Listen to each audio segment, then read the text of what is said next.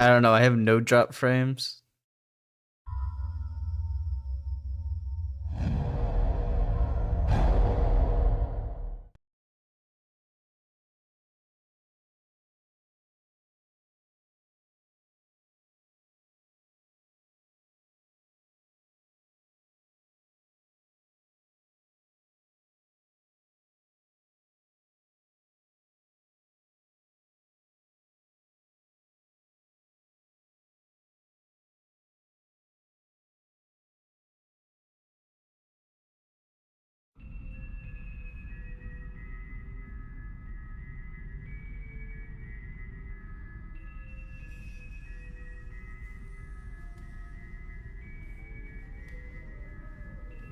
Alright. Like the title says, Super, we will be doing speedruns.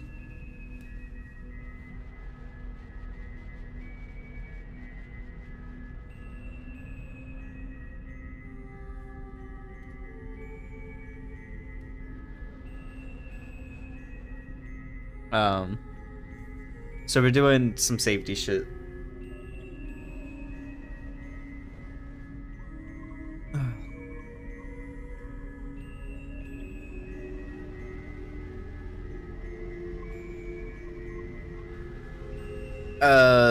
PAX West.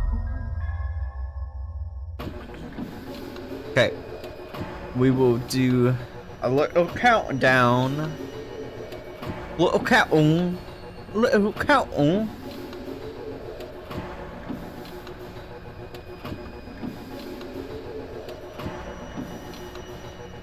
And then we're gonna pretend like I'm a good speedrunner. Are we all in agreement? You guys are gonna ask not weird fucking questions for one damn stream. Okay, we're all in agreement. No weird fucking questions for one fucking stream. Can we all agree? Huh? I want to see yes in chat. Yes, we will be goddamn normal during this fucking stream.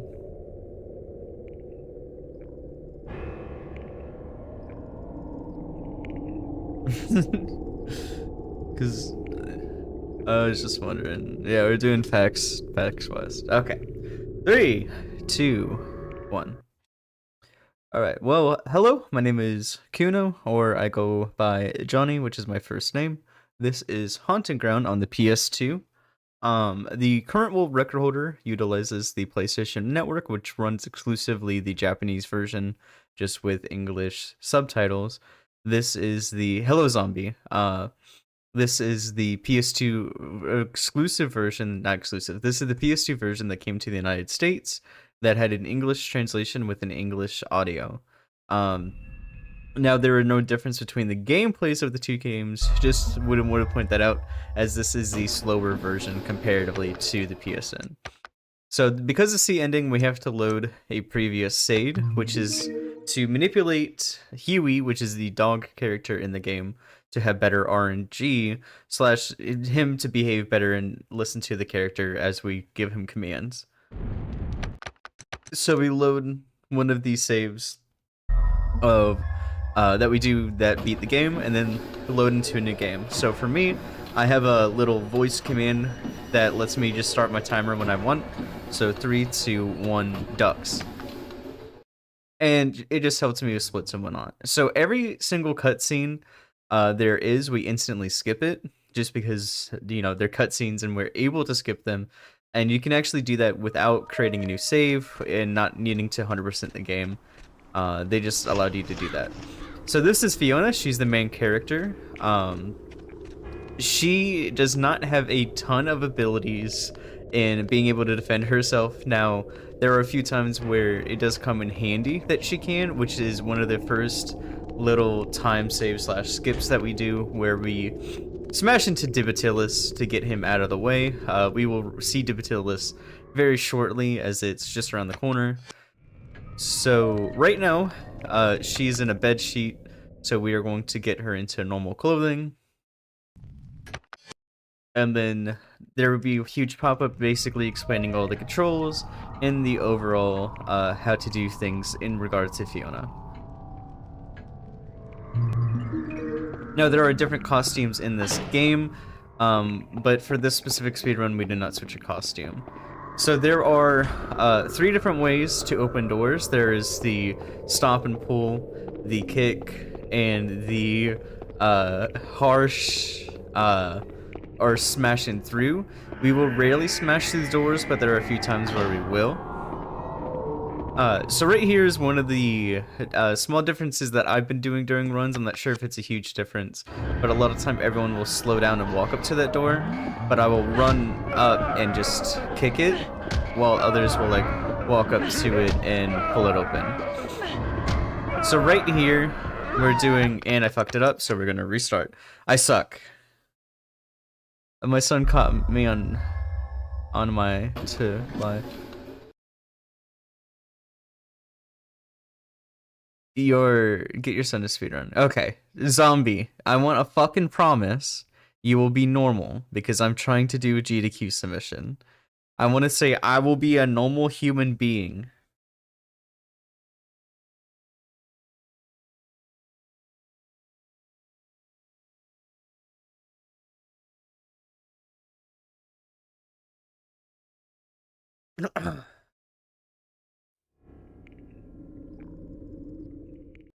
He's not being normal.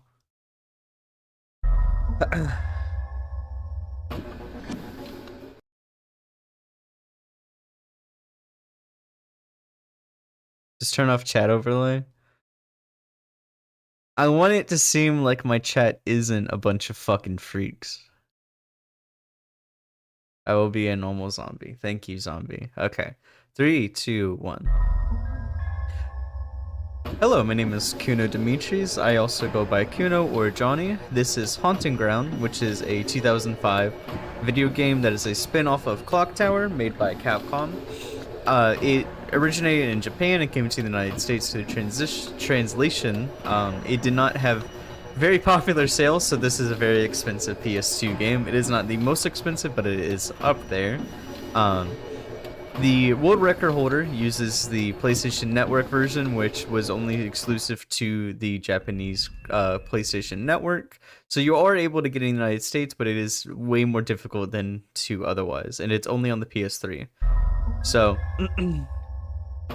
as we are doing the C ending, we have to load into a previous save, which that previous save is mainly for having Huey, which is the dog character within this game, to have a little bit of better RNG with his AI for him to listen to us better.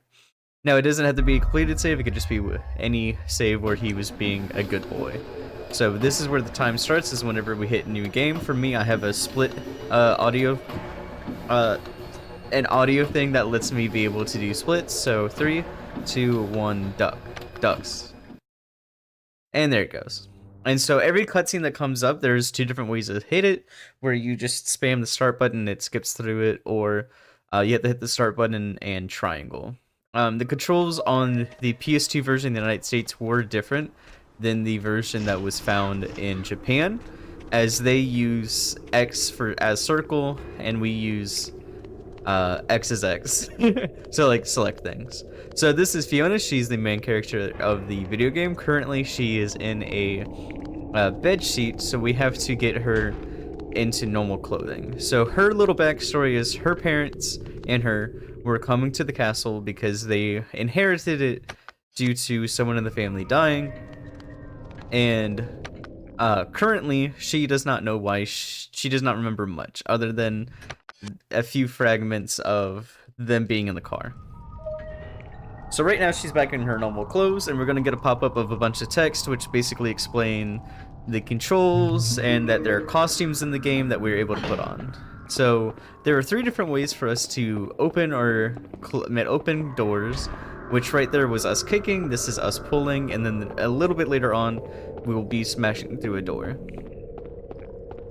So up here, I do a little bit of a different route, kind of, compared to the world record, where they will run up to the door and pull it. I like to run up, kind of stop a little bit, and then just kick it, as I think it's slightly faster in my opinion. So this is Dipatilis.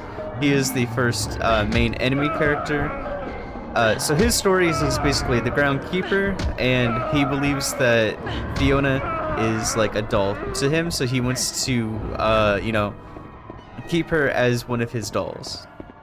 So what we did there was Fiona is able to bash into him by hitting R1 and square, which after 4 times he goes away. So right here we will be doing a little special plate that is not normal to the speedrun route.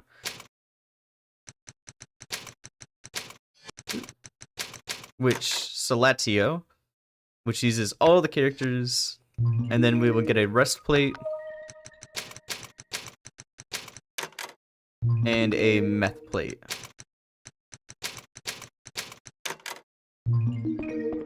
There we go. Ducks. And so we did lose 10 seconds just because I did a different plate than normal, but that isn't too bad. So Fiona is able to push boxes or crates just like this, and then we're going to kick this door. So the reason we did the Salatio plate is because there's a little Easter egg with the golems, where if you give them that, they do a funny little dance. I will do this if the run gets accepted. It's just really hard because of the green screen behind me. And so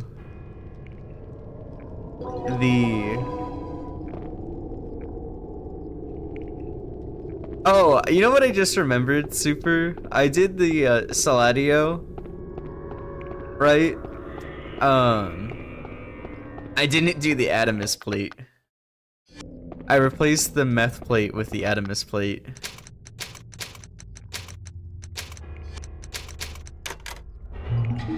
Because, so we need the rest, we need the Adamus, the meth, the rest, and the Saladio plate to get the dance. Okay, I suck.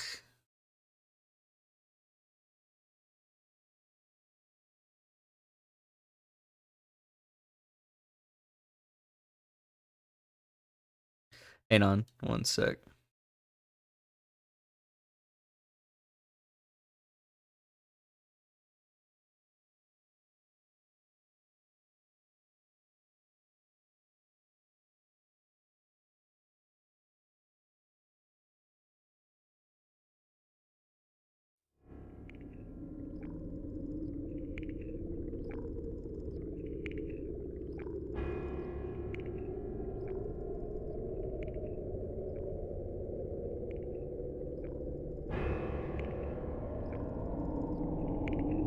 One second.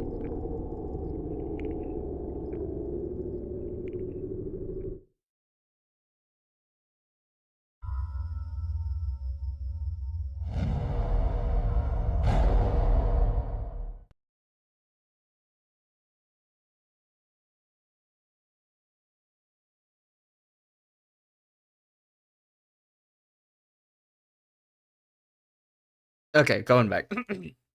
3, 2, 1. 1947.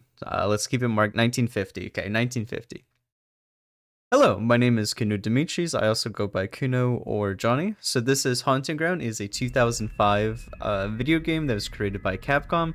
It is very similar to Clock Towers. It is a spin-off game. Demonstration, you don't need the perfect video, just make sure it's entertaining. Suck my ass! Super, shut up. Alright, we're gonna restart. Okay, I'm guessing I'm gonna hide chat right here, but it's gonna be harder for me to do this run without seeing it. Because you like to keep goddamn talking about shit. Okay, 3, 2. Okay, 3, 2, 1. Hello, my name is Kuno Dimitris, and I go by Johnny or Kuno. Fuck. Okay, we're gonna restart. Okay. 2050. Hello, my name is Kuno Dimitris. I go by Kuno or Johnny. This is Haunting Ground. This is a 2005 PS2 game. It has recently, within I think like 2011, came out on the PlayStation Network exclusively to Japan. So you're already able to get in the United States, but it is a lot harder. This is a spin-off series of Clock Tower. that did not really go far just because the game was very unpopular in Japan and it was extremely unpopular in the United States. It did a little bit better in the UK comparatively, but it is a very expensive PS2 game, so there's not a lot of runners for the physical copy of it, as it is $200 for a loose and about $400 for a Civ version of the game. I have it on a PlayStation 2 with a capture card and the physical disc, so it is very expensive for me to be speedrunning this. So we will be going through the C ending. There are 4 different endings, A, B, C, or D. Typically, B and D endings are not good endings. A and C are the good endings, and so those are the categories that the speedrun community has agreed to being allowed to be done. So to accomplish the ending, our main goal is to beat Dibatilis and get thank you Tex for the raid. So the main goal of the C ending is to beat Dibatilis, get the gate key, and leave. So what I'm doing right now is I'm loading a previous save file where Huey, which is the dog character, has better AI / he listens to us more, so throughout the game we have less issues.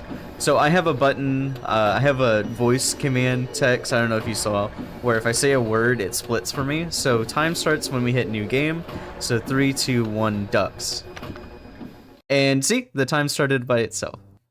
So every cutscene that we have, we will be skipping through it. There are a few that I'll be watching just for it. I'm very tired. Good luck with runs. Thank you, Tex. I'm trying to do a GDQ submission. So this is Fiona. She's the main character. Right now, she does not know why she's at this castle. She doesn't remember who she basically is. And our main goal is basically to get her in normal clothes at this current moment. So there will be 2 cutscenes that come up, one before and after she changes her clothes. So I'll be talking a little bit more about Huey's AI once we reach unlocking him. So the first major hurdle that we have is Dibatilis, the first little encounter that we have with him. And so there are a few mechanics that we use. It is only for this run is used about once or twice where we bash into him. So bashing involves her backing up and pushing forward to hit him. So all of those pop-ups basically were just telling us the controls and that there were costumes. We do not utilize costumes in the C ending. So there are 3 different ways to open doors, where you kick it, you pull it, or you smash through it. We don't smash through many doors, but sometimes I will accidentally do it because you have to slow down. So up here, I kind of changed the route a little bit for myself, where I like to run up to that second pillar and then kick this door, as I think pulling the door open is a lot slower comparatively to just walking up to it. So this is Dibatilis. He's the groundskeeper of the castle, and so we have to bash into him 4 times. So his RNG right here could actually stop us where well, he hit us, so little time loss, but not a big deal. So we're gonna get up and then run over here.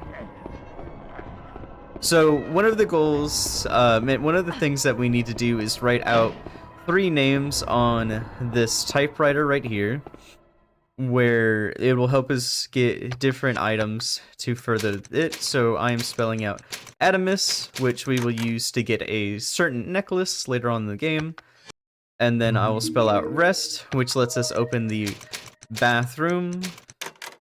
Then I will spell Meth, which is the short of one of the things, and then I have to go quickly look. It is Salt H EO. There we go. And then we are done. So ducks, and we split. So Fiona is able to push crates in giant boxes like this. She only really does it twice during this run. So there's a hidden Easter egg with the golems, where if you give them a plate that says, I cannot actually see it. There we go. Give them a plate that says Salatio. They do a funny little dance.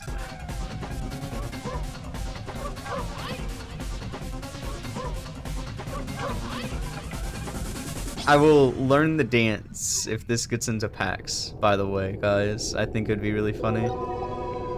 So status restored, and then we're just gonna give him the meth key, which is the basic of the run. So the meth plate makes it so where he just entirely despawns. While the other one, he has to walk, which I think is a lot slower.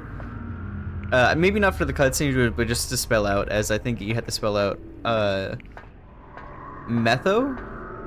Or something like that. I actually don't remember.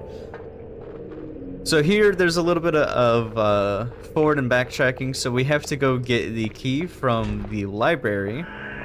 Or, I guess not particularly the library, but it is part of, like, in my opinion, it's a library because there's a bookshelf.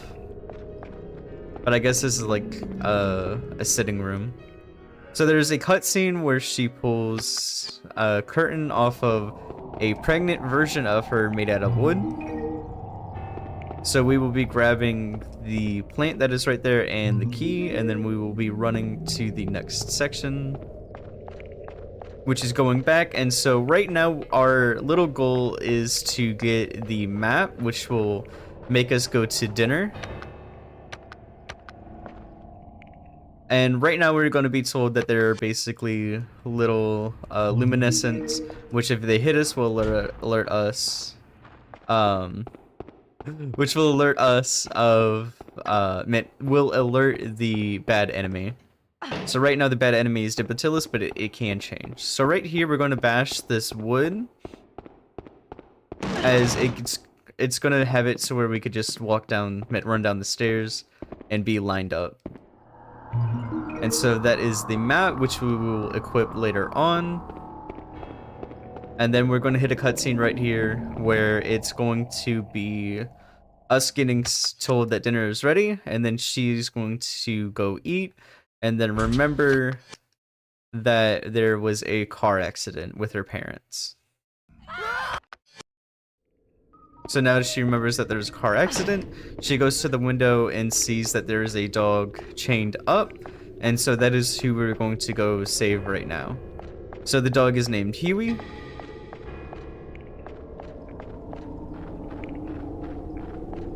And he is chained up. So later on in the run, which we do not find out specifically for this run, but we will figure out for if you play A ending or just the game normally, you find out that he was messing with the potions, and the final bad guy got sick of him and had him chained to the tree.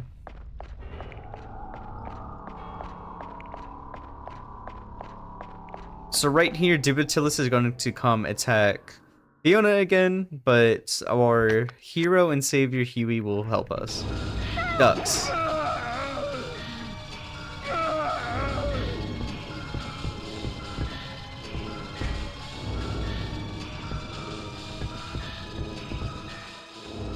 And then she's going to shut the door, and then we're going to be told how we can control Huey.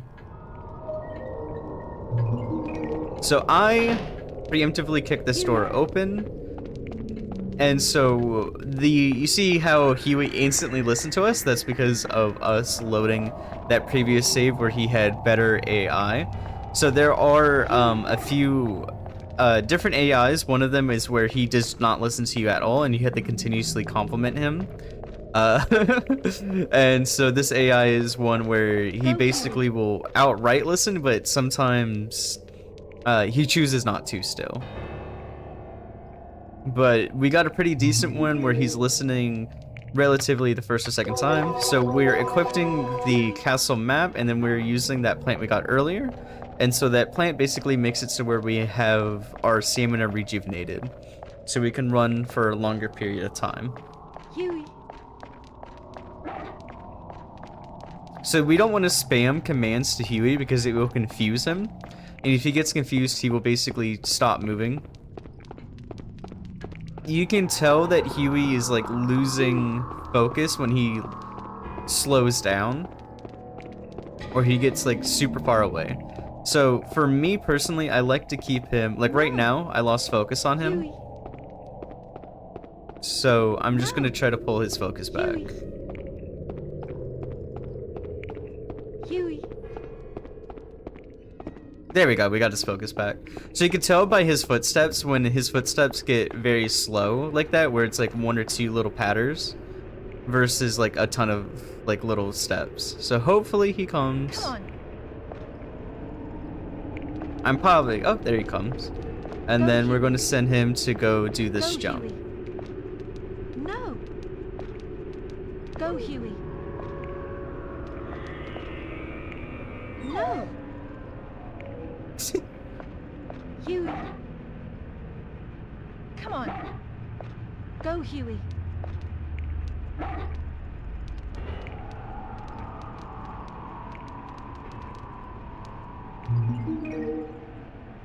Thank you, zombie.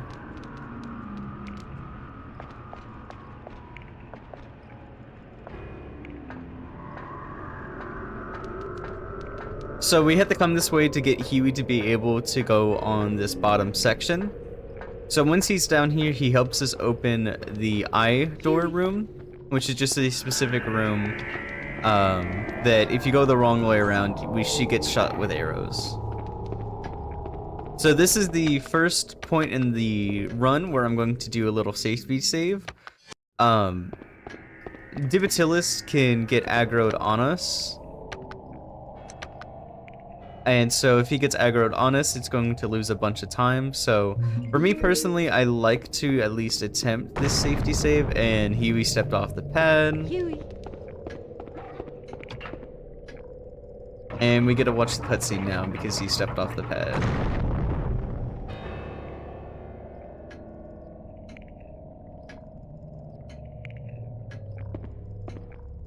Come on. Sit. There we go. Thank you, Huey. So we already saved, so we may have to redo that if we mess it up. Ducks. So up here we're going to get a phone call, and then Divitilis is going to spawn. And so we are going to run forward and hide behind one of these pillars. And hopefully he's going to walk forward and not do what he just did. So we're going to quickly reload.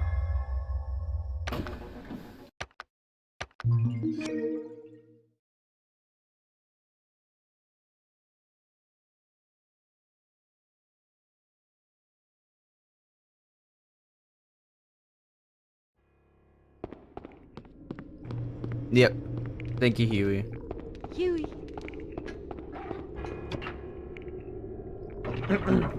We're not submitting this one. We're definitely restarting. But I want to just get through it. Come on. Sit.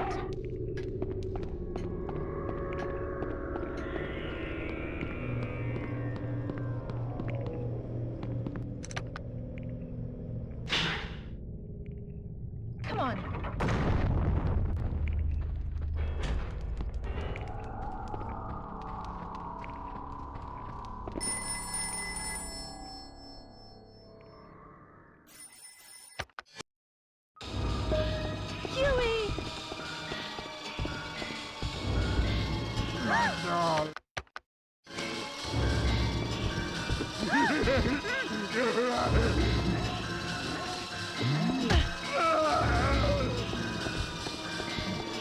Huey!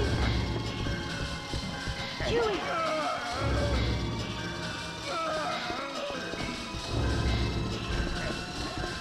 Huey! Huey! Huey! Huey!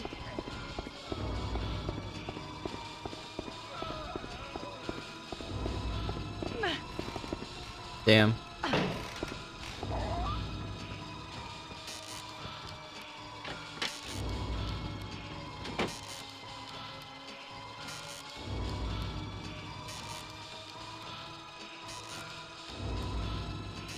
If this happened while I was at PAX, I would fucking hate my life.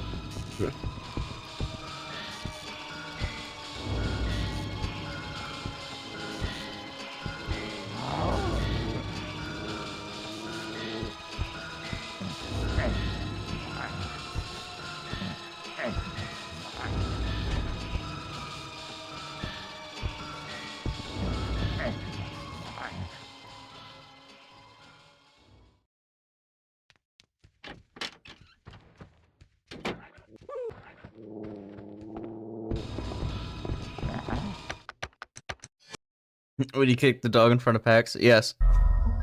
I 100% would. I suck. I'd get promptly banned, but I would do it. Alright. 3650. Hello, my name is Kino Dimitris. This is Haunting Ground. This is a 2005 video game that is a spin-off version of Clock Tower 3. It released in Japan and then came to the United States with an English translation and dub. And I completely forgot what the fuck I was saying. So 3715. Hello, my name is Kuno Dimitris. This is Haunting Ground. It is a 2005 video game that is a kind of like a precursor. Not fuck. It's not a precursor. What the fuck is this game called? Um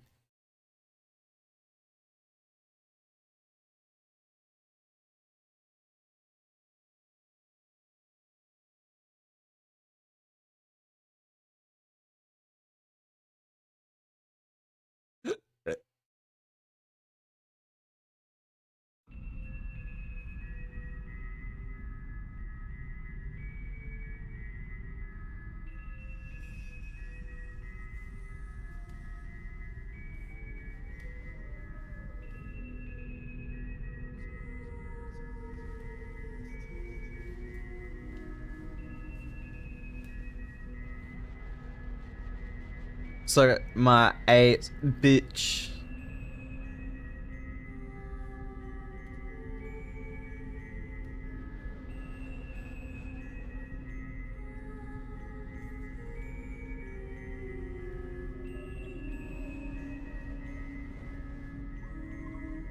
I don't know how to be entertaining.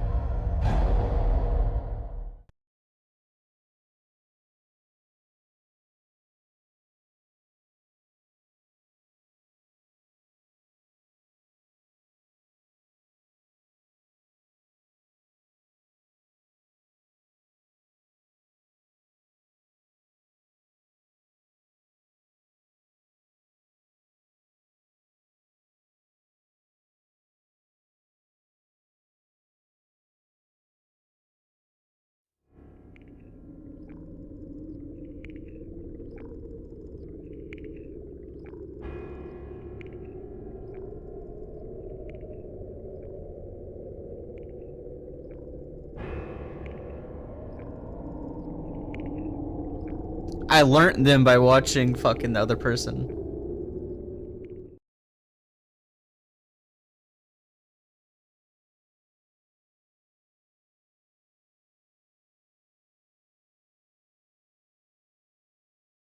Okay. 3, 2, 1. Hello, my name is Kuno Dimitris. This is Haunting Ground. It is a pretty cool video game. I own it on a physical disc, so the game is very expensive. If you haven't played it or heard of it, you're able to get it on a PS3 with a Japanese account. So it's not too bad to get. It's about $20 for United States, or I think it's 1,500 yen. So this is fuck. Okay, we're gonna restart. Hello, my name is Kuno Dimitris. I go by Johnny. This is Haunting Ground. It is a 2005 video game that is really cool. It is super expensive to be able to play on the PlayStation. Be able to play. Hello. I keep fucking up. Okay. 3, 2, 1. Hello, my name is Kuno Dimitris. This is Haunting Ground. It is a 2005 video game that I'm really fond of.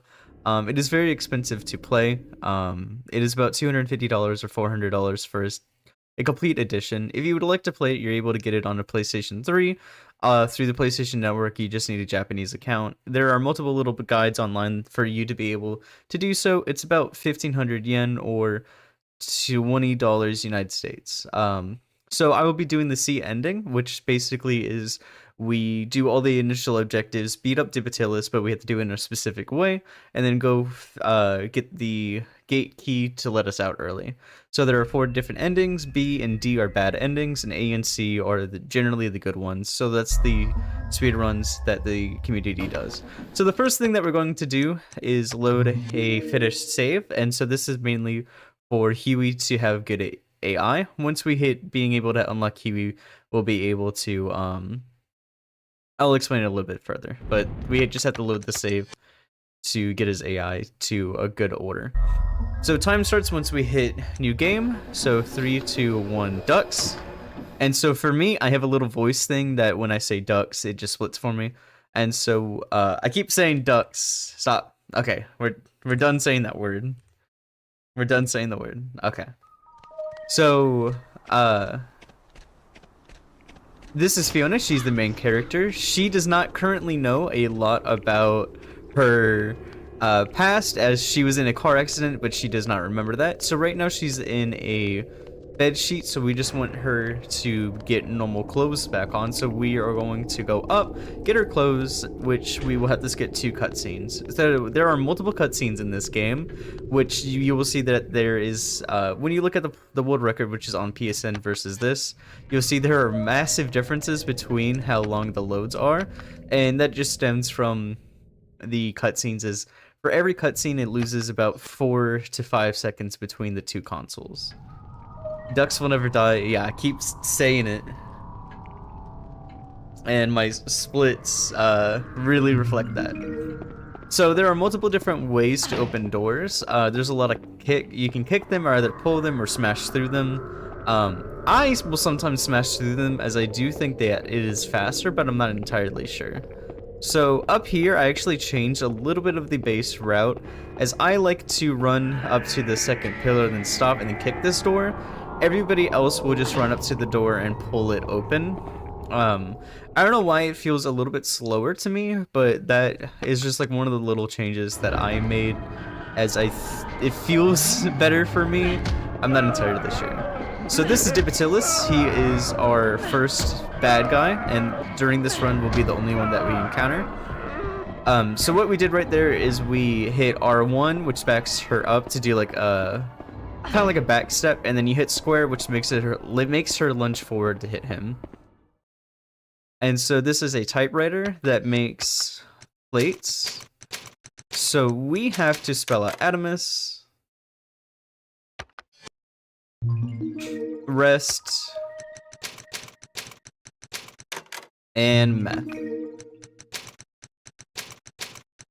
So, one of the biggest hurdles I had while learning this run was spelling those plates, ducks, as you would not realize how hard it is to write out 3 different words on a typewriter when you have to do it on a controller.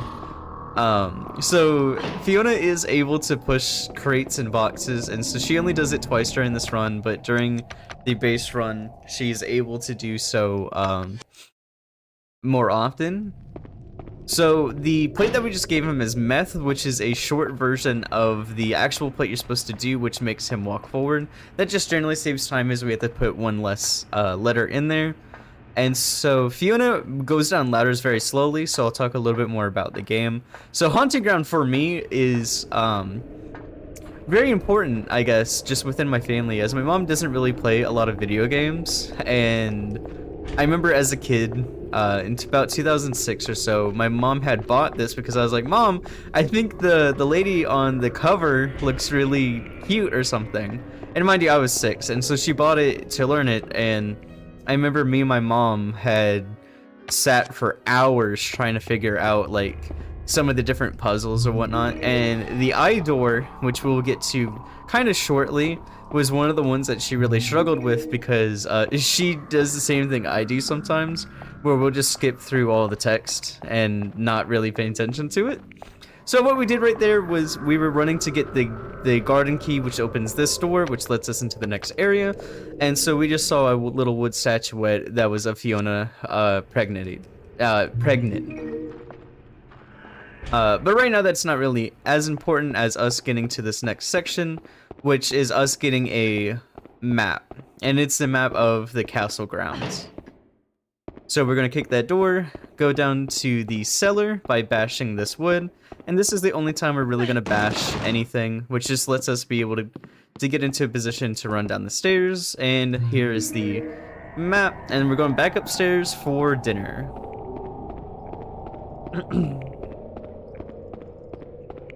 There we go. So there are 3 cutscenes right here. That's us being told that there's dinner.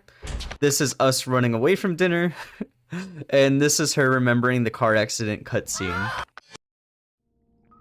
And so she, at the end of the cutscene, starts looking outside and sees that there's a dog tied to the tree. And so we're going to go get Huey. So as I was mentioning earlier, me and my mom were playing this whenever I was a kid. And she genuinely hated Huey, as what I was mentioning before the run fully started was that there's different AI for the characters. And so Huey's AI, he has like kind of like a medium one where he'll listen sometimes, and then he has like really bad ones, and then he has a really good one. Well, my mom's first playthrough, she got the worst Huey AI she possibly could. Also alongside her not reading the, reading how to control the character in the first place. So up here, Dibatilis is going to come attack us again. And our hero, Huey, will save us. So, ducks. And so, this is what, thank you, Live Split. Thank you, Live Split. Okay. My voice command never freaks out like this, but for some reason today, it's just like, nope, not having it. So here's the text that basically explains to us how to control Huey, and I'm going to kick this door as I like to do it preemptively. Come on. Ooh. There we go. We may have some bad Huey. He did not listen right there, and that's a good indicator of us not getting the best Huey RNG that we could. Now when you load it, it just gives you a higher affinity, so like if he has a bad AI, he will still listen more. Go, Huey. But it's still, you know, he can still be not listening sometimes. So one of the things for his specific AI is we don't want to spam him with commands as it will confuse him. And so right there, what we did was we had used the map, and then I picked up a plant earlier on whenever we were getting the garden key. And so that plant just rejuvenates Fiona's stamina, just so we can run all the way back to that ladder that we were at earlier. So right now, I am just calling Huey just to keep him up with us, just so he doesn't fall too far behind. I like to keep him within camera range, which right here is where I usually lose him. So him doing that bark basically told me we're good for the rest of this hallway. Huey. Oh, well, I lied. There he goes. So now we're good for the rest of the hallway. Ooh. And then we gotta get into position. And we got a good jump. So this is doing pretty well. He jumped at a 249. So, the only way to get Huey down to this bottom section is for him to do this jump. And so that is part one of where me and my mom struggled when I was a kid, as we didn't know how to send him forward. And so me and her didn't get it. But once we got him down here, this is where the harder puzzle is we need him to stand on this plate. Well, my mom was using my controller as a kid, and so you have to hit the R3 button down to get him to sit. Well, I broke that button, so my mom had to buy a new controller to be even able to beat the game. So what we're gonna do is come pull this lever and hope we get some good RNG over here. So Divotilus is going to spawn in again, and we're going to run to get behind one of these pillars so he doesn't aggro on us. Come on. I hit the button wrong. Oh man, that's not good.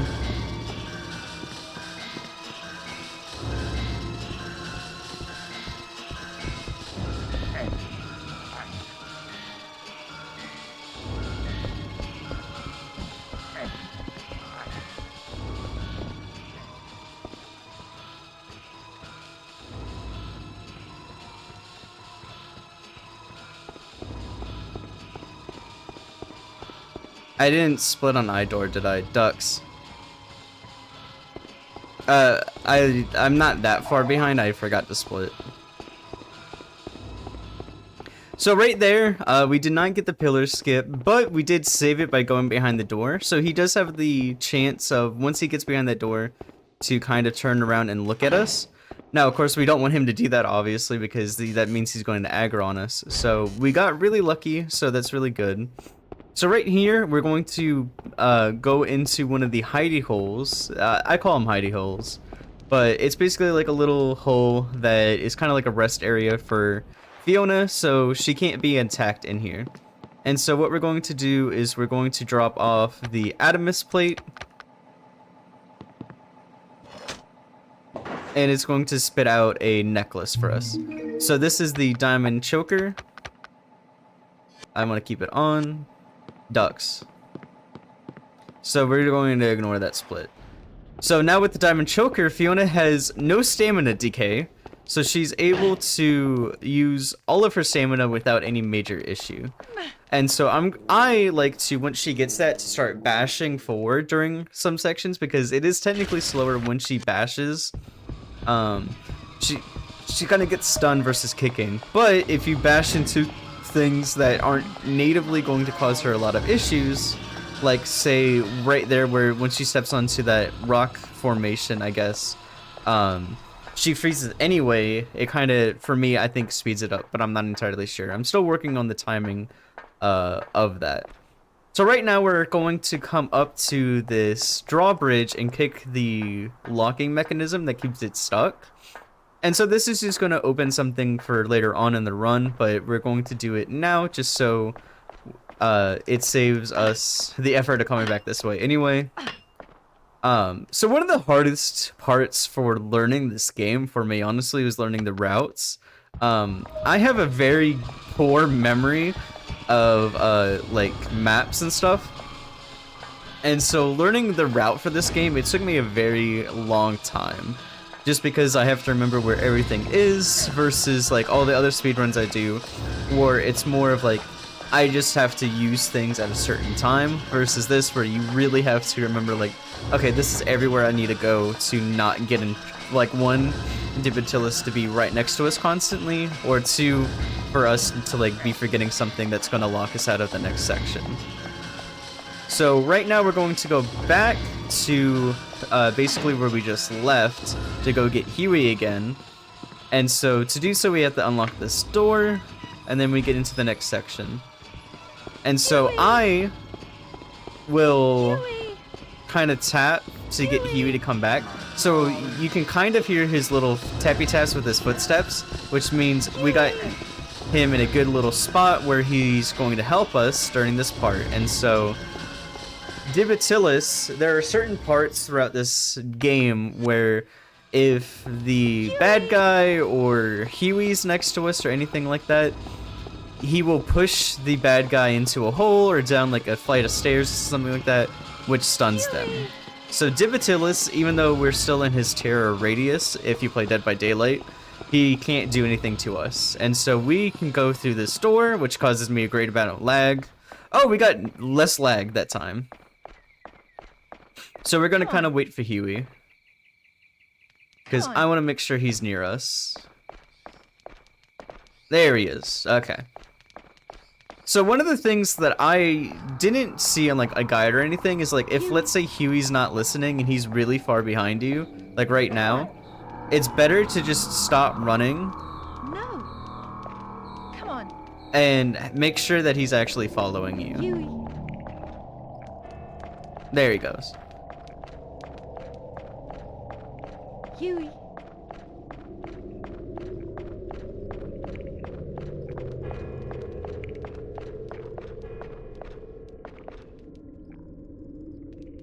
No.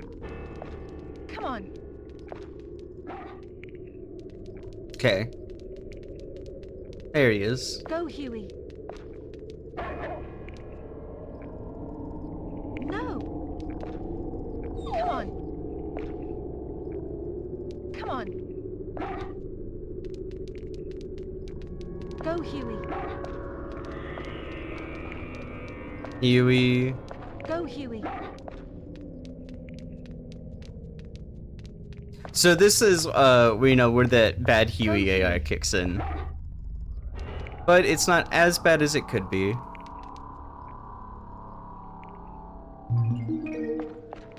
And then we're gonna pull him out. And then we're gonna come flick the lever. Ducks.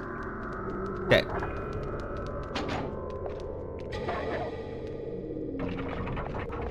Huey. So we are going to go. So the reason that we sent Huey in that little cage area is to get flowers, and so we like to drop Huey off into different little positions so he can help us grab items, because Fiona, for some reason, can't climb into a massive hole like that herself. So right here, Huey sometimes will leave the hole preemptively, and so right now we don't hear his footsteps, which just means that he didn't. And so there are bugs that we have to put the flesh flowers down, which are going to lure them into that corner. And so that means we can come open this door and go down this ladder as well. So right here, Dibitilus can spawn in and to come attack Fiona. If that happens, we have to get very lucky to be able to start climbing the stairs before he re-hits us. Now hopefully it doesn't happen, but it sometimes happens, especially in a run like this, where it's kind of hard to it's kind of hard to control his AI to some effect. So he didn't spawn in as far as I hear, but he can be outside the main door, as I've had that as well. That is actually one of the hard things too, of just knowing like, hey, Dibitilus can spawn at this point of the run, even if you did everything right. And so I like just to call Huey out of that door, out of that hole, even if it's not really needed. As for about the rest of this run, we don't need Huey at all until we get to the final area. Actually, technically, I don't think we need Huey at all after this. We just mainly needed him for those first 3 or 4 things. So we're going to climb up this ladder and go into the piano room, or the final little, yeah, I guess it's the piano room. So if you heard that like little noise, that's all of the luminescence despawning. I don't know if I mentioned those, but luminescence, their main goal is to basically, if Fiona runs into them, they kind of stun her and just let the bad guy know like, hey, Fiona's here. Ducks. And so here's piano, and then we're going to unlock this door.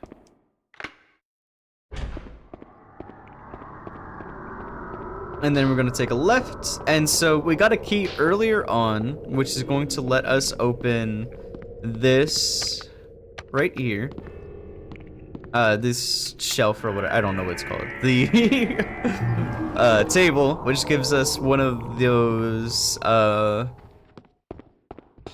oh, we even got a really good Dibitilus spawn here. So we really don't want Dibitilus to spawn on this side. We want him to spawn down the hallway, just so we're able to run over here and get on this ladder. It gave us one of those, I call them moonlights, but I don't think that's what they are. But it gives us one of the light refractors, and so those are really useful. So what we're going to do is right now we're backtracking all the way back to basically where we got that is not good. Back to where we got that necklace. So that is Huey telling me that okay, there's 2 luminescents. And so Huey, when he stops like that and starts like growling, that's just him basically telling us that there's a bad guy nearby. I ran into two luminescence, so that's not really good for our regard, but it's not the biggest deal.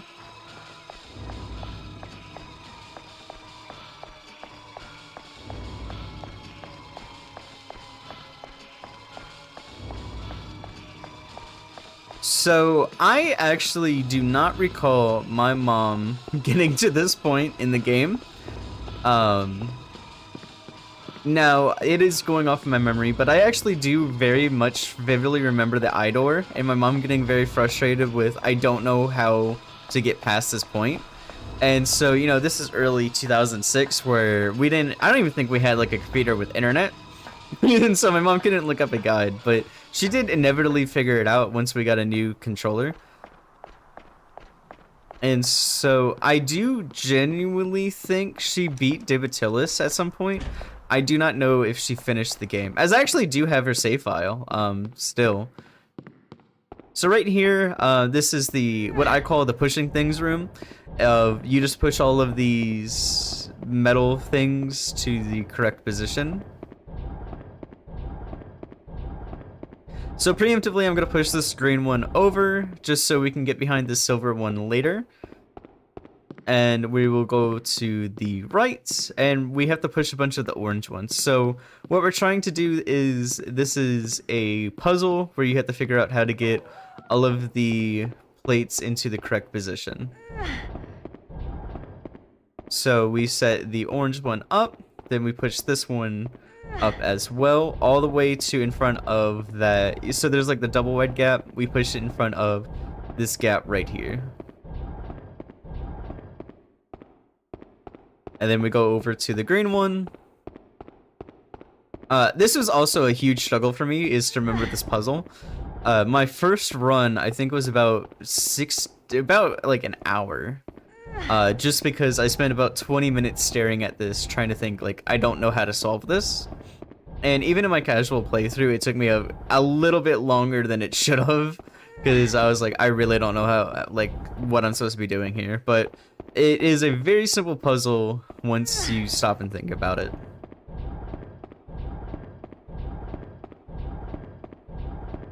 So yeah, Haunting Ground, like I was saying earlier, you are able to play it on a PlayStation Network with a Japanese account.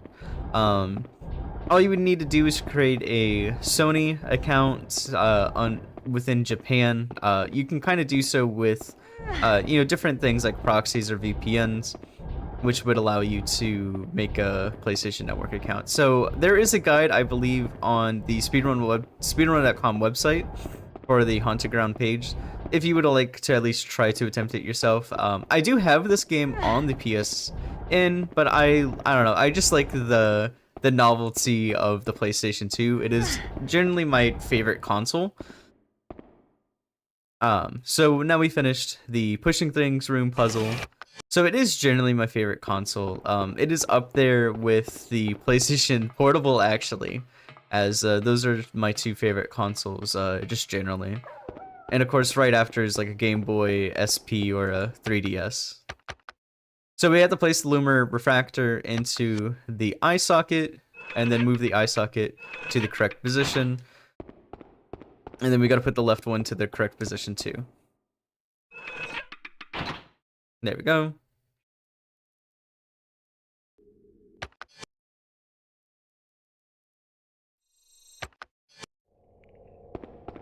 And so right here, ducks, I'm going to make a safety save, because Divitilis, is fight, has some chance of being really good RNG and really bad RNG. So I like to do a save,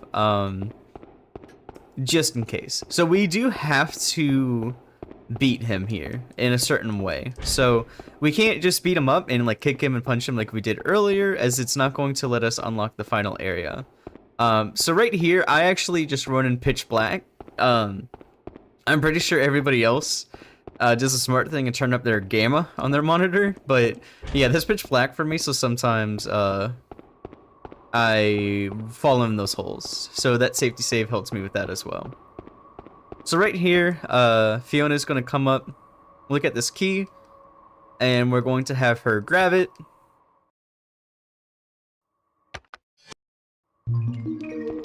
And then we're gonna have her run forward. And so what we need to do is tell Huey to stop moving. And then we're gonna run over to this. Oh, that was alright.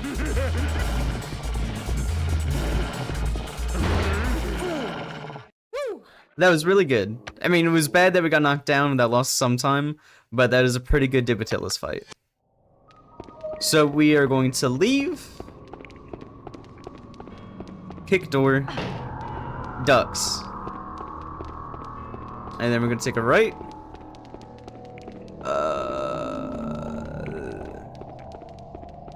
There we go. So for the rest of the run, there's not anything that's going to make us lose any real time, as the next bad guy does not spawn in, and right now Dibitilus is going to leave us entirely alone. So we will go out the way we came, and instead of going up the staircase, we're just going to go through this door. You can open this preemptively earlier if you don't want to slow down. I like to open it now just because it is a little bit out of the way normally. So we're going to go to Dubitilus's little hut. So he has like a little corner just for him. And so we're gonna go talk to him. And he's going to give us a smudged key.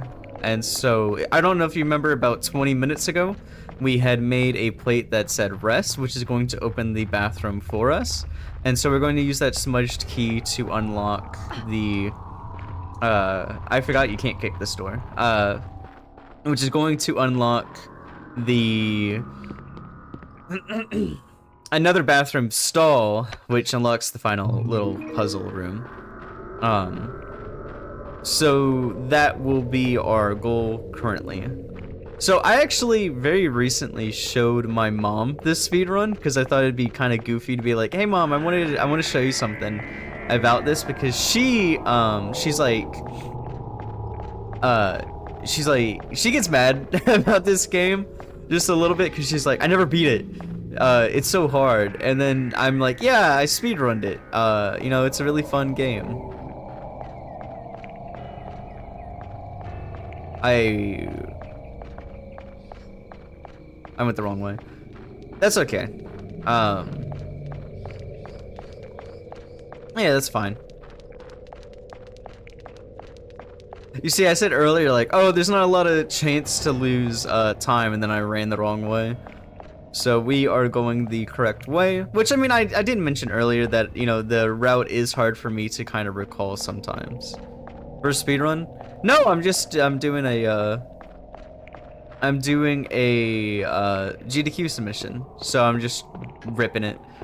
So we're going this way, and we're going to throw in the rest key plancher that we made earlier. The rest plates. And it's going to open that door. So there's a broken plancher right there that just spells out R-E. And then there's another one that spells out rest. And so we're going to use the smudge key, which is going to unlock this. We can open it. Go down the stairs. Grab this key, ducks. And we are running to go to the door. The gate door.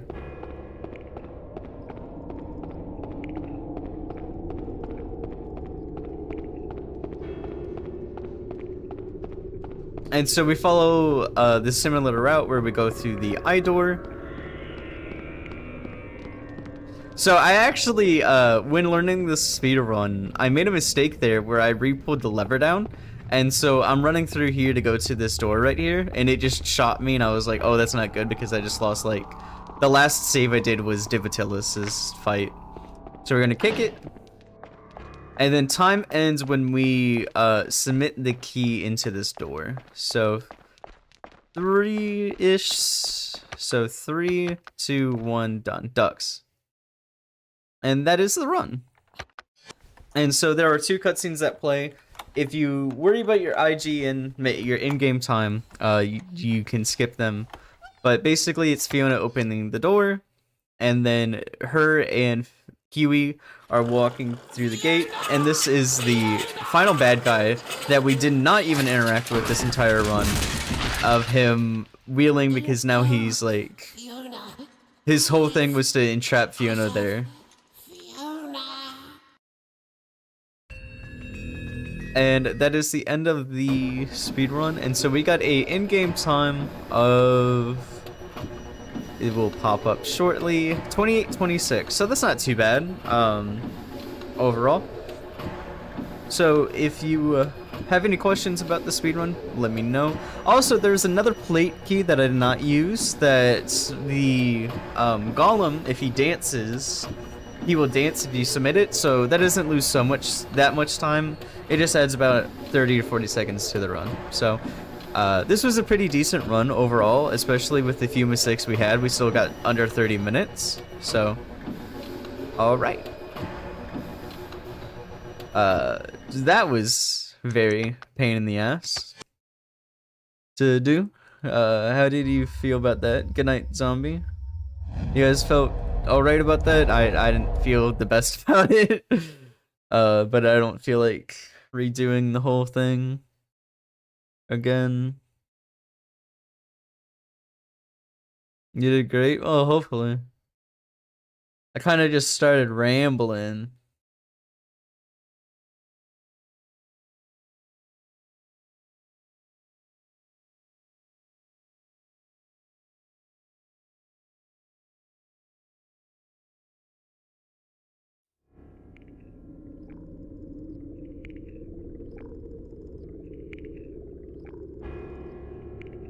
You loved it, zombie?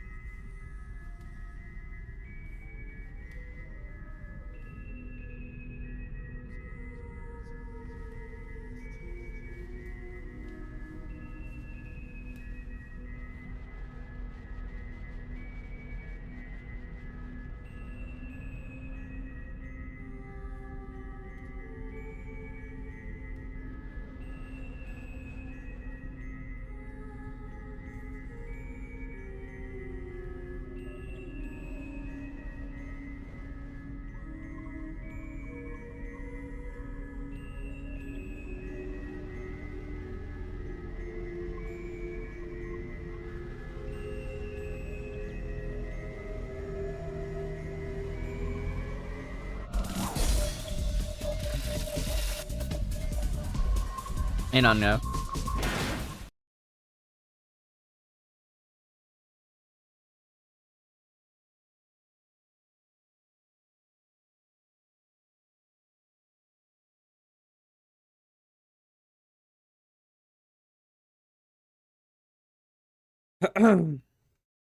Okay.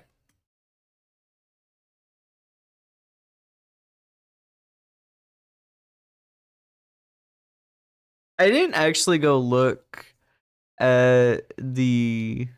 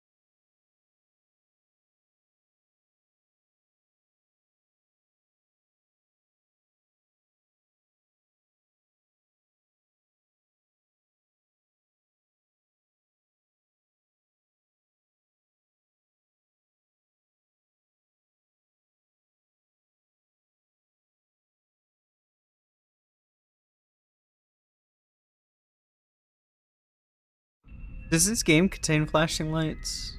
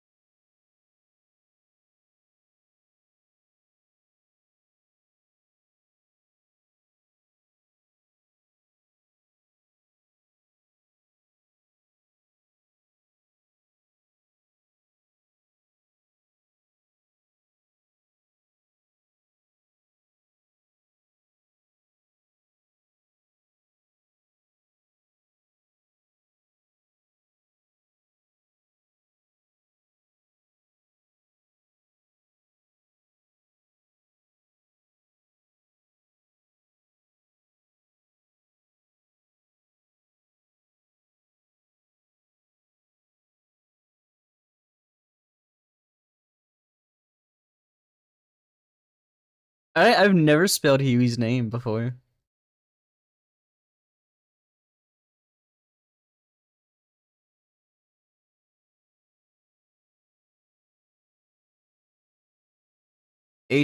Hewie. Okay.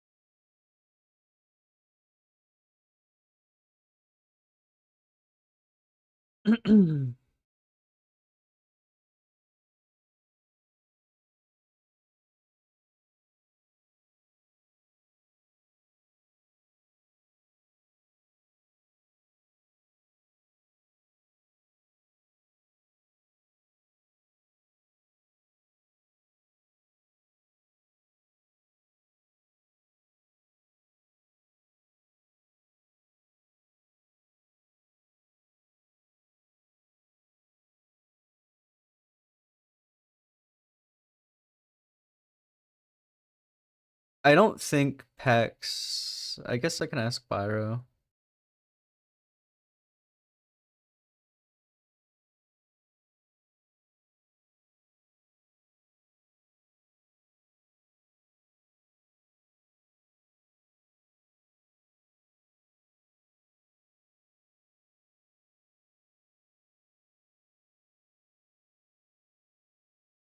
I don't think PAX West has incentives.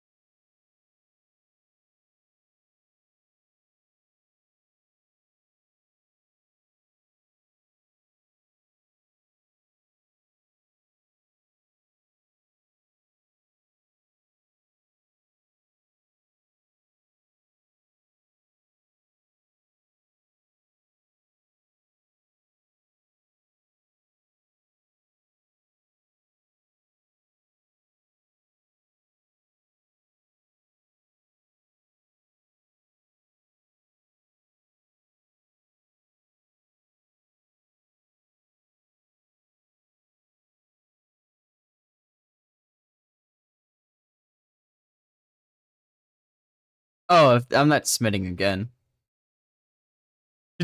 Yeah, you can get that thought out of your head.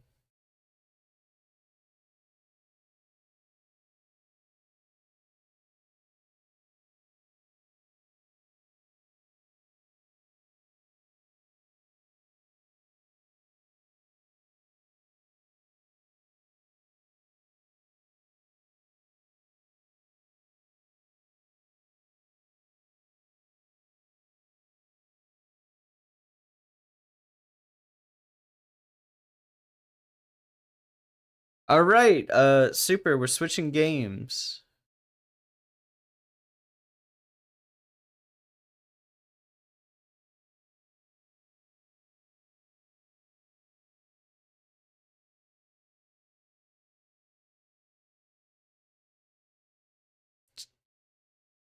This late in the night, I don't know.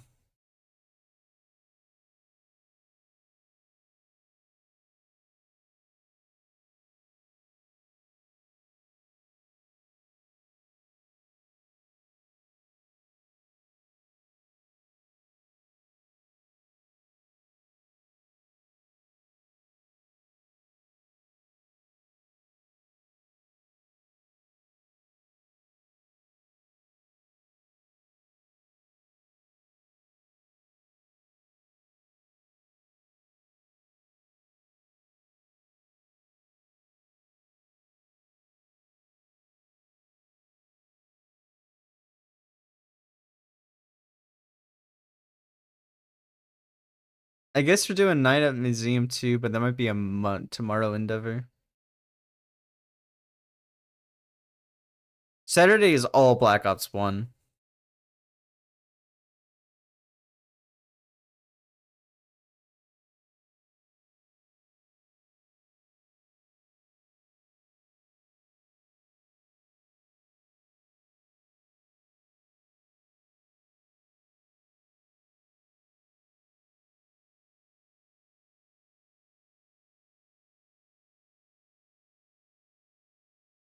Ducks. I suck.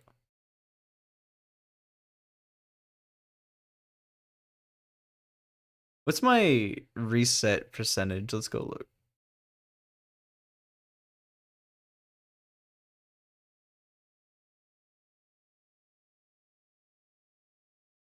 Ducks.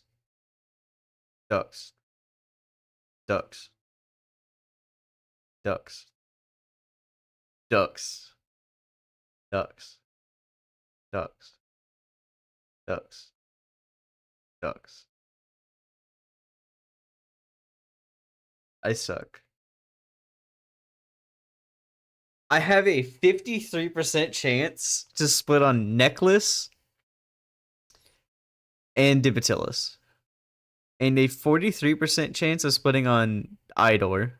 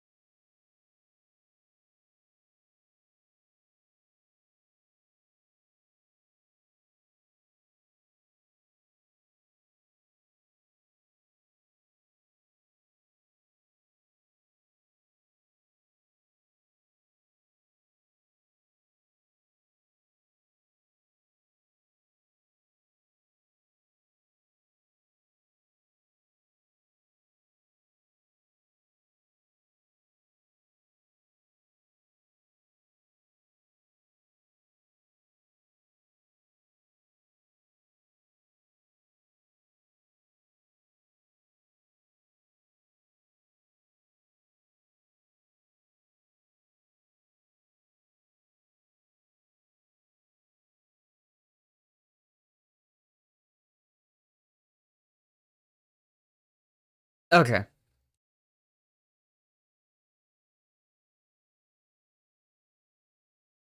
So yeah, I guess tomorrow we're going to de-rust Night at the Museum 2, and then we will submit that.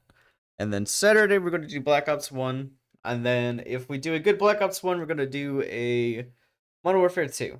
That sound fair, everybody? Everyone on the agreement? Okay. That's the plan. If we do a good Black Ops 1 Saturday morning, we will jump directly into Modern Warfare 2. You guys are getting a couple more runs out of me tonight, members. So, Ducks. That'd be crazy. I'd get a world record. Well, I guess console record. On the afternoon, I didn't think I would. Because I was really trying today. Super. Of being like, not wanting to hate my life with Haunting Ground.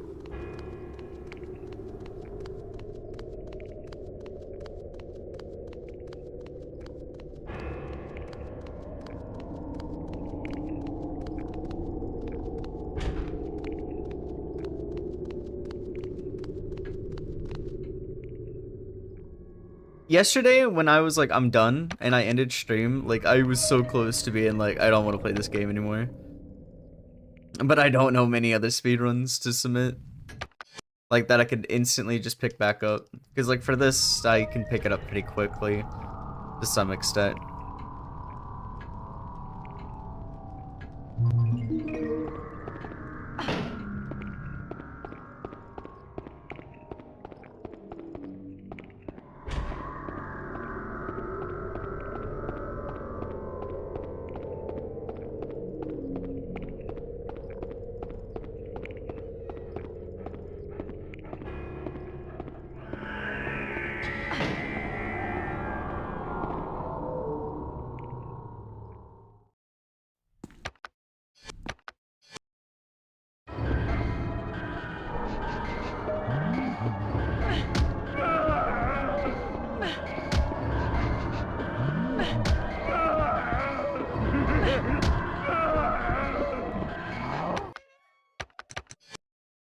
I suck.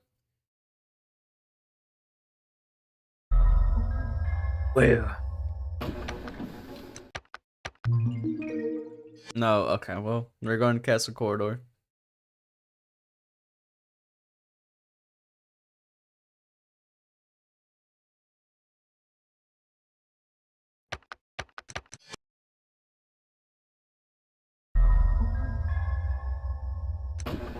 Ducks.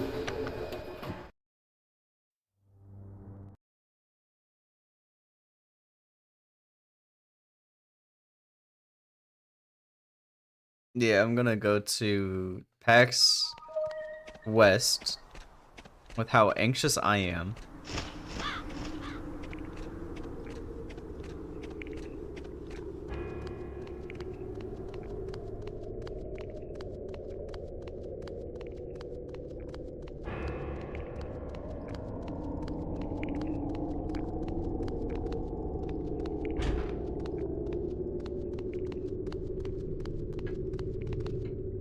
And do a live run.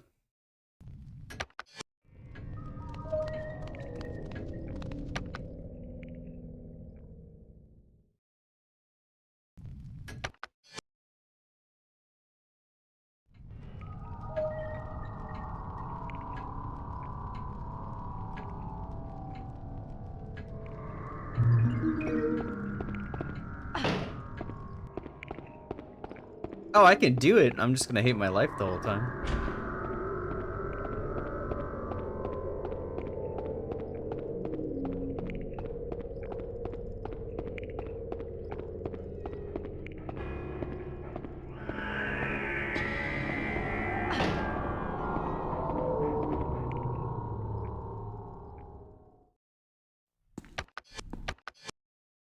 I swear, ever since I started kicking that door, I do not get the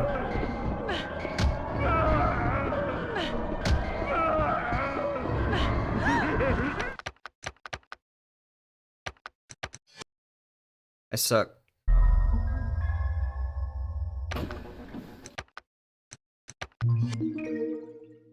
I do not get the one thing anymore. The fucking necklace. Going to necklace. As often. Ducks.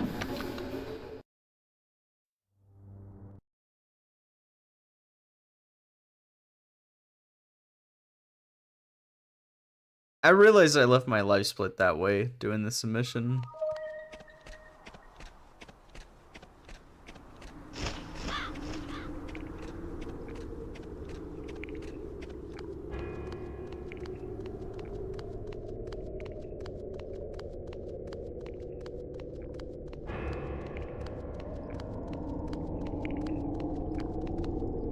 It adds character. Yeah, it gives me a reason not to be accepted. He sexualizes Fiona in a game that solely is about sexualizing Fiona.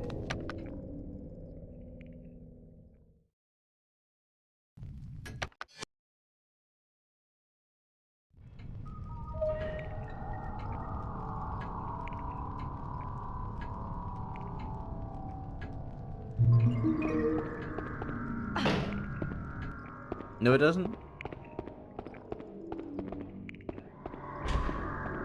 Dude, her titties are horizontal.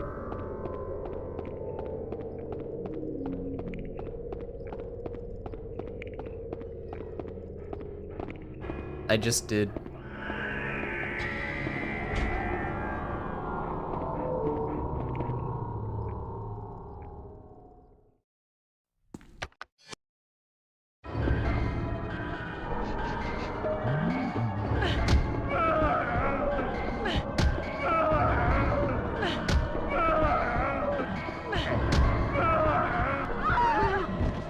This bitch loses energy. So fucking fast.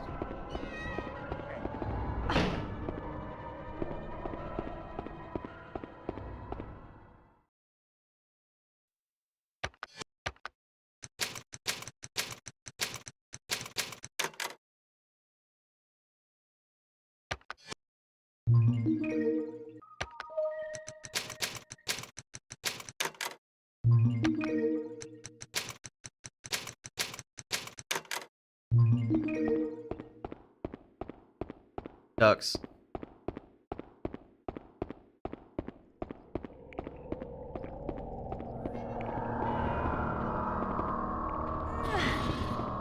Dude, I said during that run, like, yeah, I told my mom I wanted that game because the girl on the cover was pretty. They're not accepting that fucking run. I might as well redo it. Saying the most off the wall goddamn shit.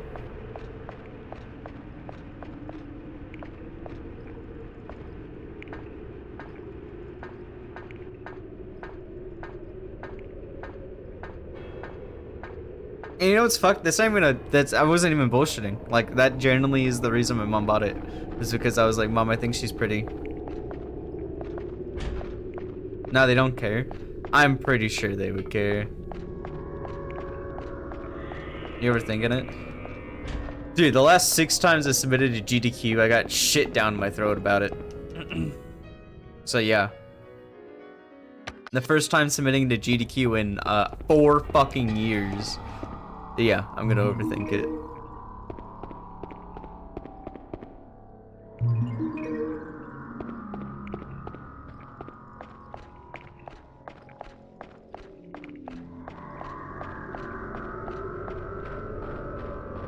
What shit down your throat? Like, fucking someone at GDQ was like, you submitted dog shit basically, and I was like, okay, thanks.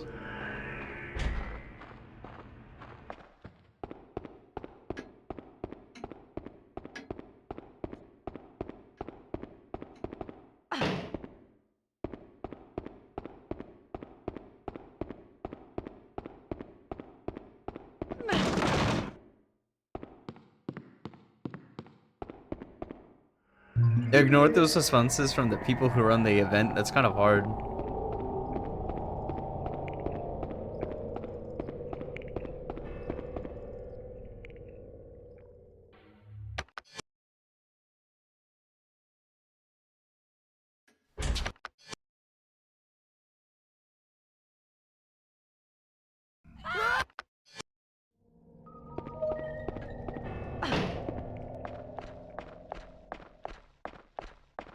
Like, it'd be one thing if it was like just from some random person.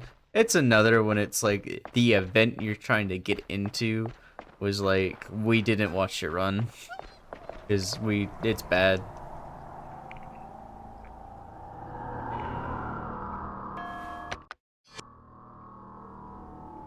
I mean, theoretically, if you don't believe what they say, there's no constructivism and like any feedback at all.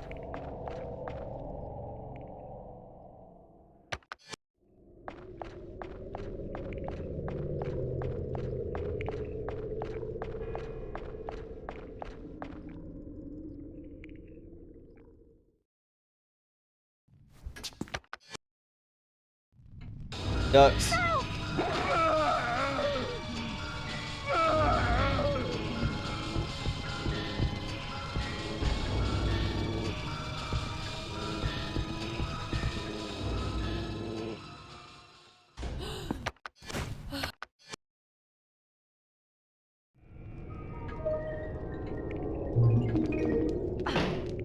Come on. Do you remember Super when I kicked that door Come on. and fucking Huey ran right into her foot? Come on.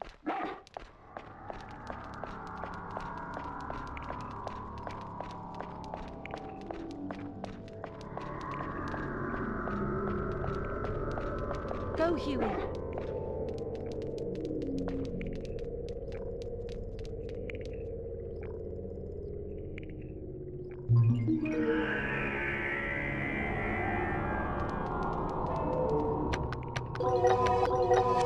Huey.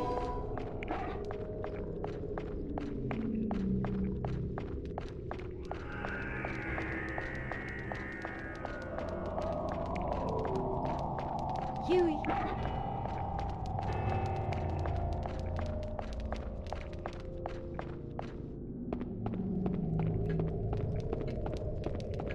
Come on.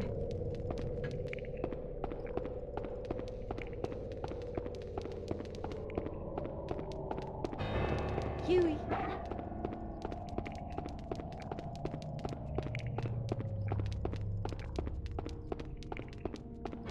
Huey.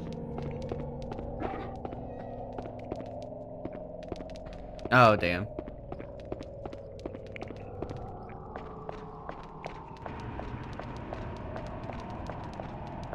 Go, Huey. Go, Huey.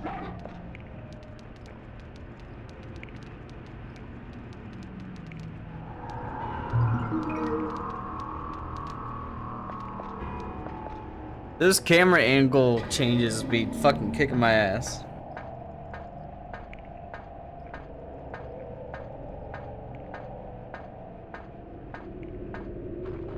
Huey.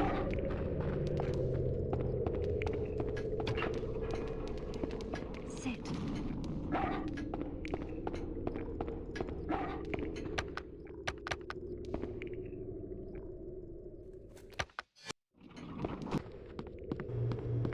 I'm killing the dog.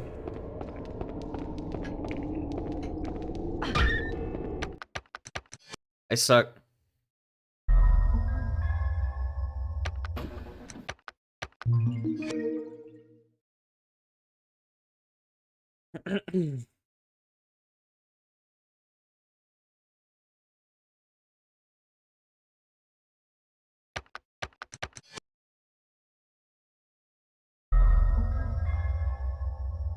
Ducks. Dude. Compilation of you kicking the dog. You should do that. Go through all of my streams and clip every time I cook Tiwi.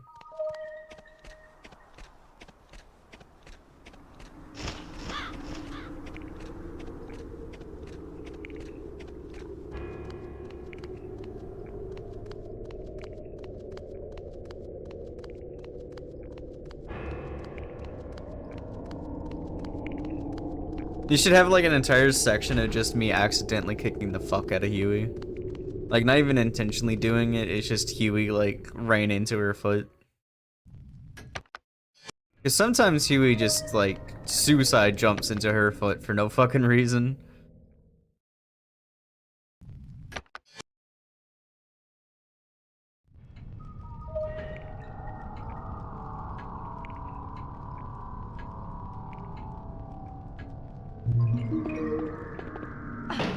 It's like, kick me, and it's like, I'm not trying to.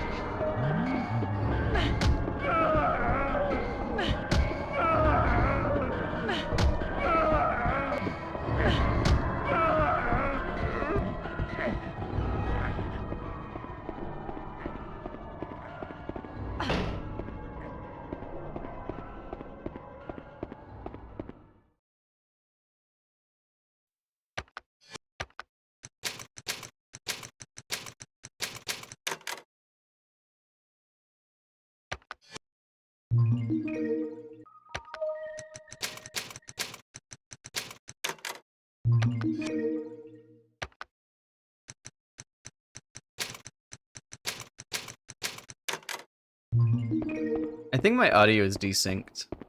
Ducks.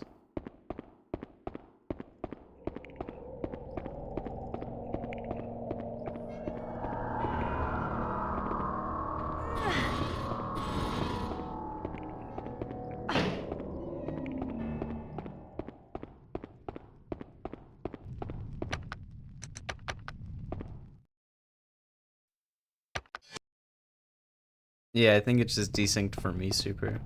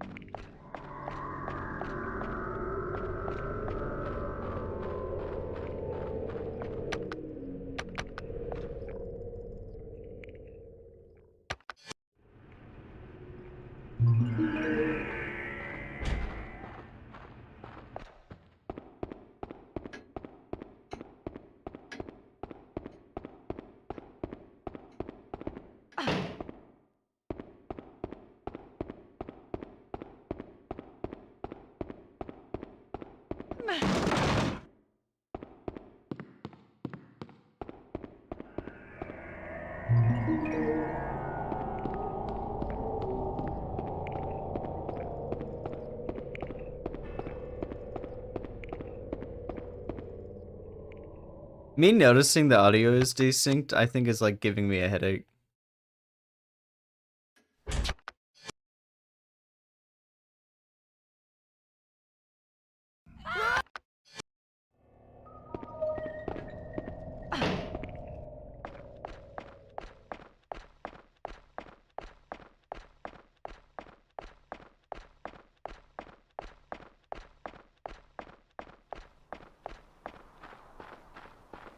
Super, you bring up the wireless headphones again, I'm gonna beat you up.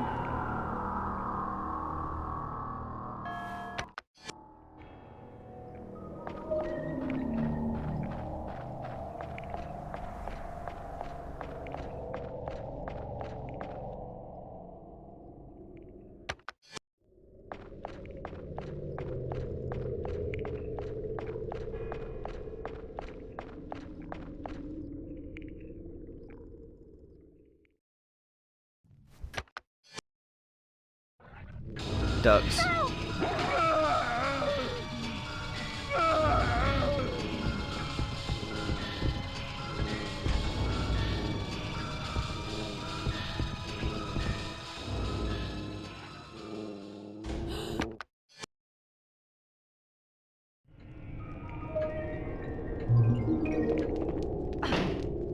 Come on. Come on.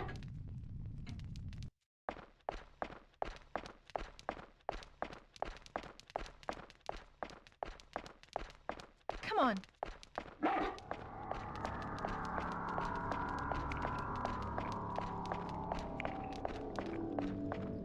Huey. Go, Huey. Go, Huey.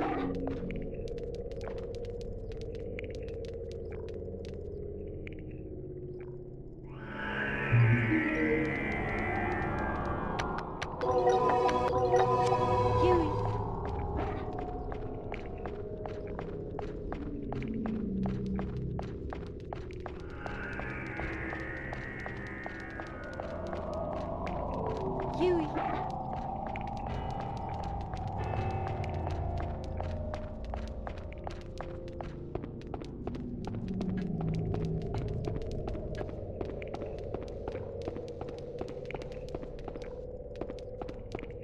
Huey.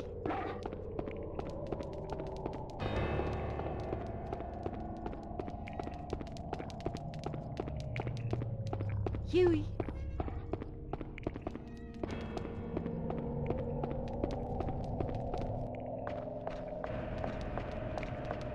Go, Huey.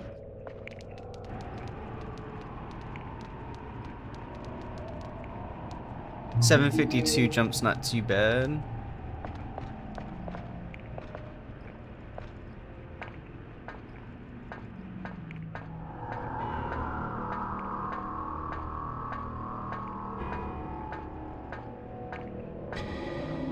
Huey.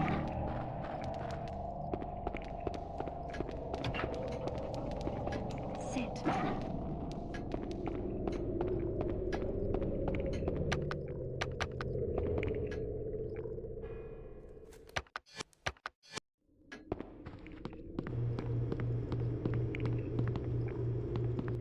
Ducks.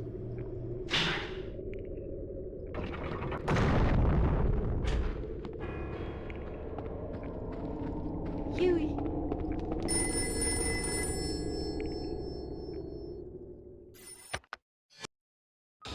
Huey.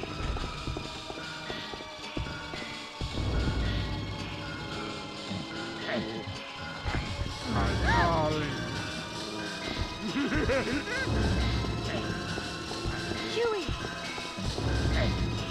Huey. Go. Huey. Huey. Huey. Huey. Huey. Go.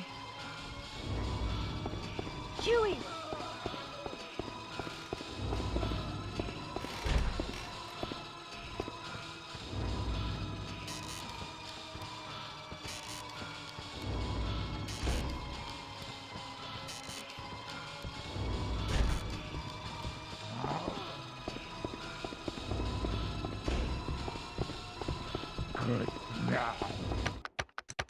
I suck. Man, why can't I get that fucking ever, man? That is like the genuine reason I don't finish runs right there. Like I never get that. Never. Not one fucking time. Not one fucking time I get that at that part.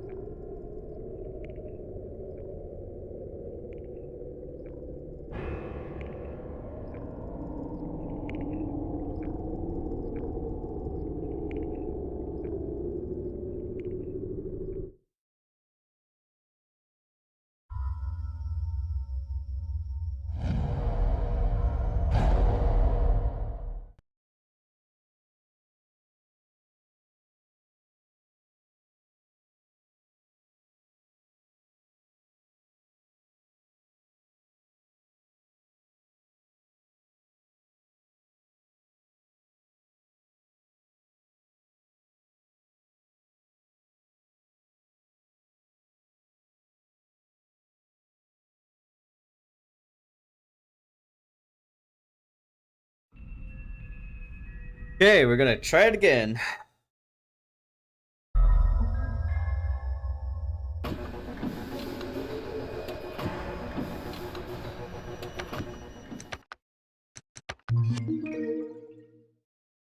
I saw a little bit of a difference I could try. I'm not sure how well it's gonna work though.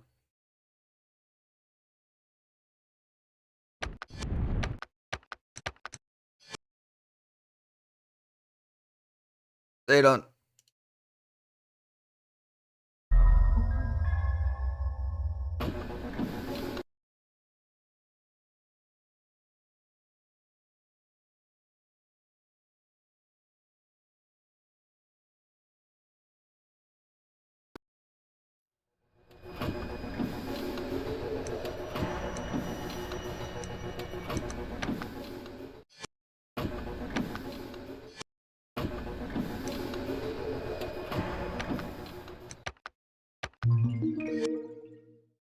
It looks super. The audio desync fixed itself after I unplugged my Elgato. So maybe it was an Elgato issue.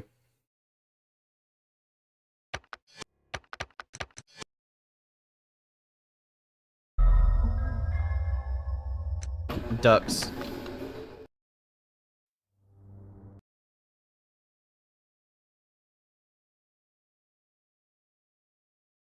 Or an OBS issue with the playback.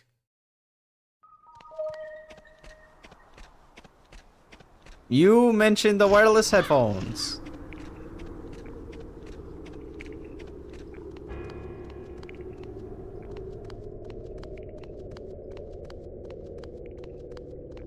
Headache comment? Oh no, the headphones aren't gonna give me a headache.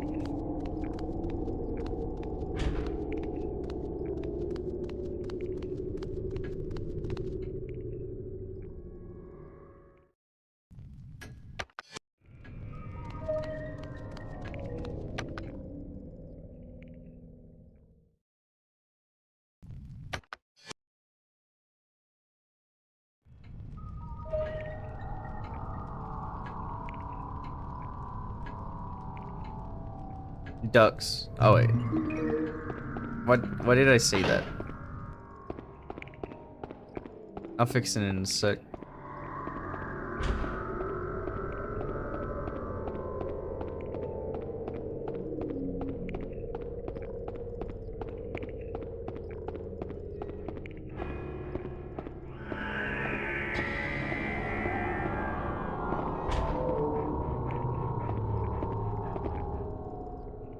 Got hair on my hand.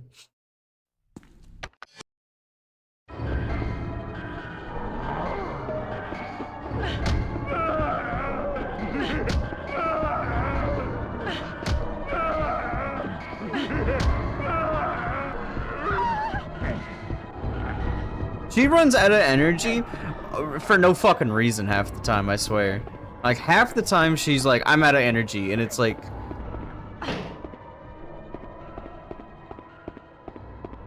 nowhere even close to like I even slowed down to open the door.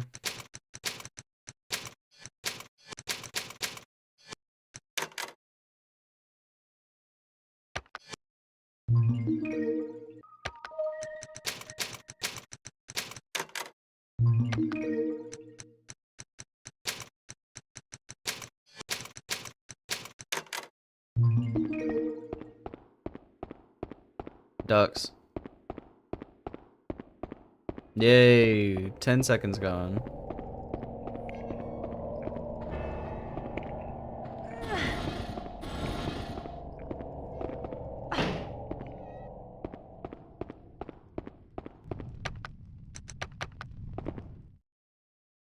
Mind you, that counts, right? Not even facing it counts.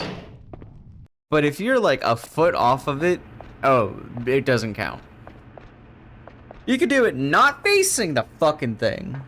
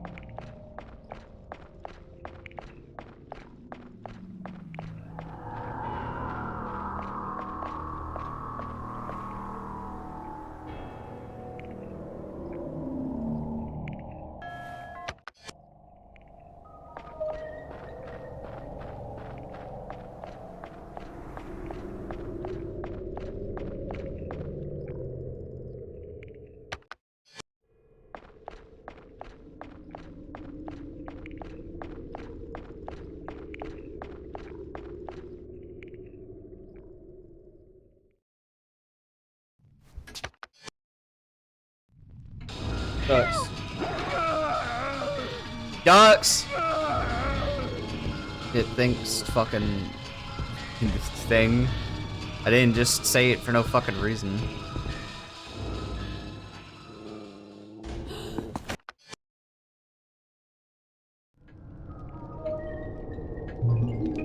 Huey.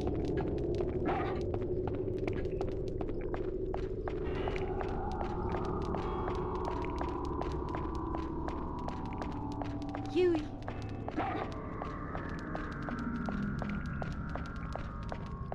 Huey.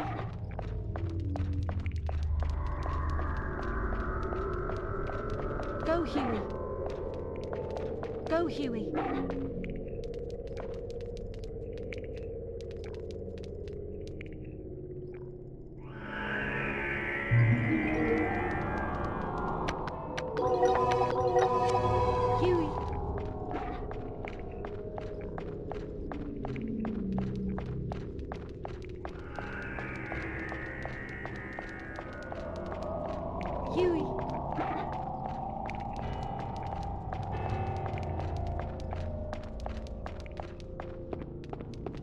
Huey. He almost ran into that foot.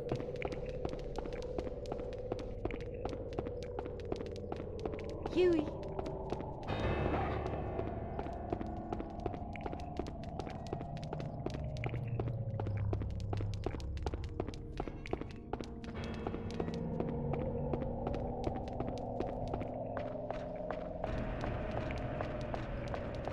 Go, Huey.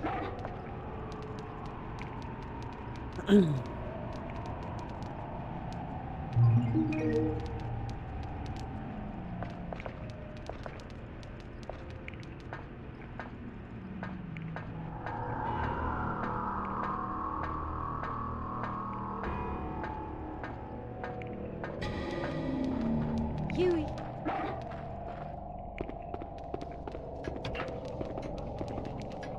Sit.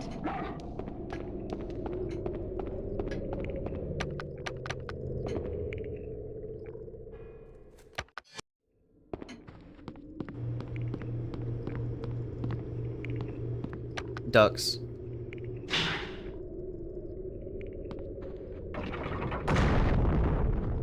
Come on.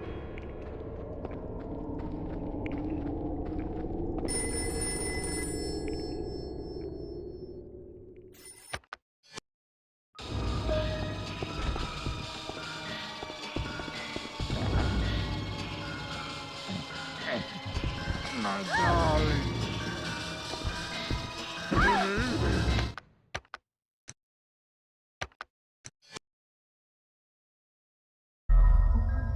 I suck.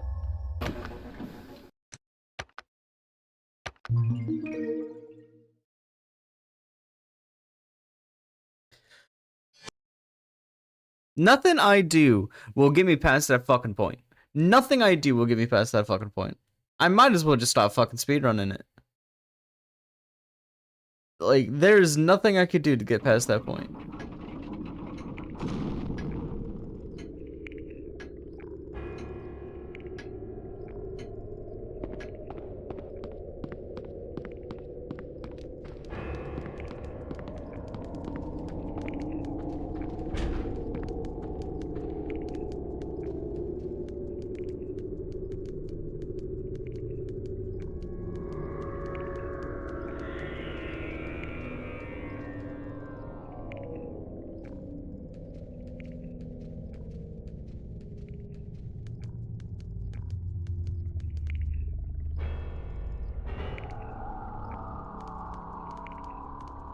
Okay, this is the save that he would not fight me for, right?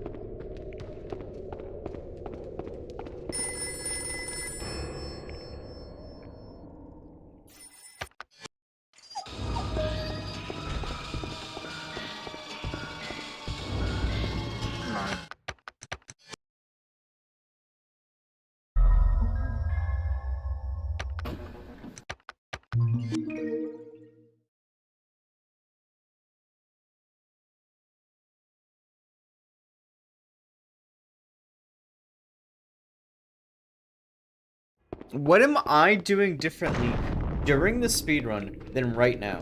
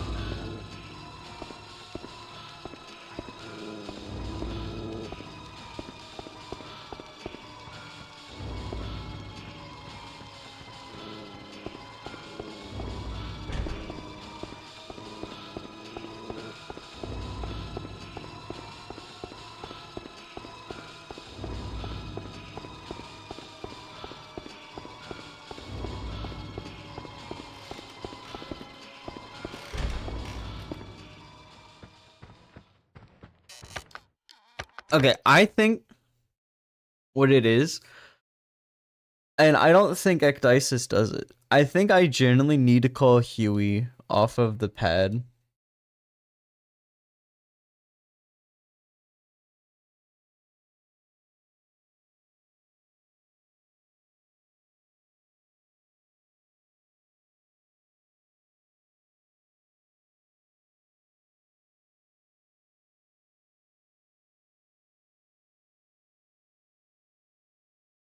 Yeah, I guess I just gotta pull Huey off the fucking pad. I am tired, so I will be streaming possibly tomorrow afternoon. If you enjoyed watching me complain, follow or whatever. If not, thanks for stopping in. I will be streaming, like I said, tomorrow.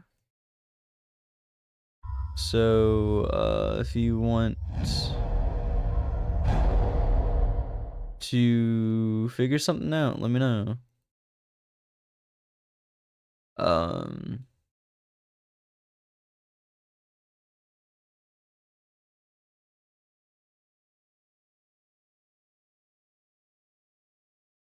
I will just say that. I don't fucking know. Okay. Maybe I'll look for someone to raid for Twitch. I'll look. Raiding for Twitch. Anyone on Hunting Ground. Just me, like always.